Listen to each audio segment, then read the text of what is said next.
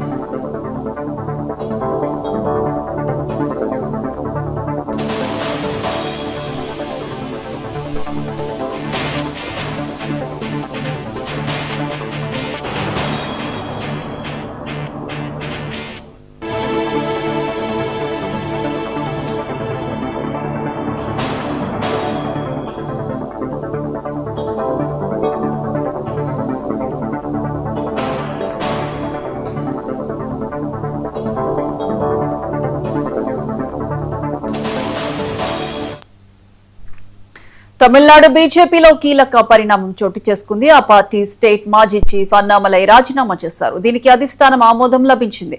అన్నామలై కొత్త పార్టీ పెట్టనున్నట్లు జోరుగా ప్రచారం జరుగుతోంది.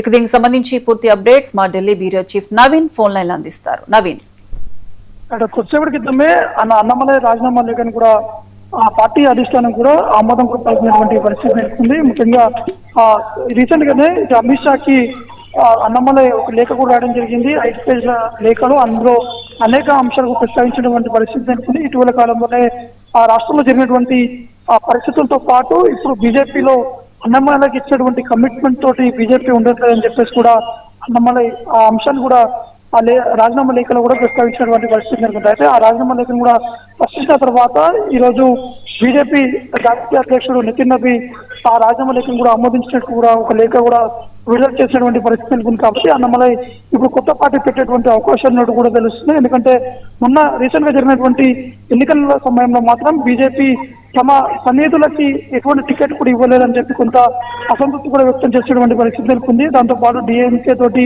దూరంగా ఉండాలి, పొత్తు ఉండకూడదని చెప్పేసి కూడా అన్నామలై బీజేపీ అధిష్టానం కూడా చెప్పినటువంటి పరిస్థితి నెలకొంది. కానీ బీజేపీ అదేవిధంగా ముందుకు వెళ్ళినటువంటి నేపథ్యంలో కొంత అసంతృప్తితో ఉన్నటువంటి అన్నామలై రాజీనామా లేఖను కూడా ఇచ్చినటువంటి పరిస్థితి నెలకొంది. ఈ నేపథ్యంలో రాజీనామా లేఖను కూడా అధిష్టానం ఆమోదించారు. ఇప్పుడు అన్నామలై ఎటువంటి నిర్ణయాలు తీసుకుంటారు, పార్టీ సంబంధించినటువంటి ప్రకటన ఎప్పుడు చేస్తారన్నది కూడా వేచి చూడాల్సి ఉంటుంది.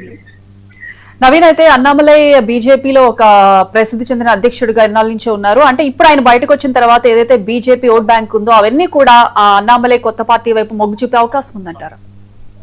స్పష్టంగా అంటే తమిళనాడులో ఎక్కువగా కూడా యూత్ అట్రాక్టివ్ గా ఉండేటువంటి అవకాశం కూడా మనకు స్పష్టంగా కనిపిస్తుంది. ఎందుకంటే టీవీకే విజయ్ సంబంధించినటువంటి ఆ విజయం కూడా చూసాము ఇటీవల జరిగినటువంటి ఎన్నికలకు సంబంధించినటువంటి సమయంలో. కానీ అన్నామలై కూడా అదే విధంగా ప్రజల ముందుకు వెళ్ళాలి, ఖచ్చితంగా పాదయాత్ర చేస్తాను, కొత్త పార్టీ పెడతానని చెప్పేసి కూడా తన సన్నిహితులతో కూడా ఈ అంశాన్ని చర్చించినట్టు కూడా తెలుస్తుంది. తెలిసిన తర్వాతనే అమిత్ షాకి ఈ యొక్క రాజీనామా లేఖను కూడా అన్నామలై ఇచ్చేటువంటి పరిస్థితి నెలకొంది.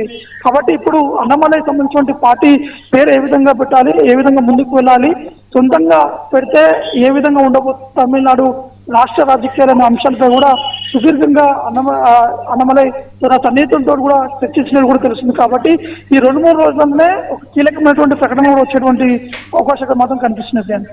Right Naveen, thank you.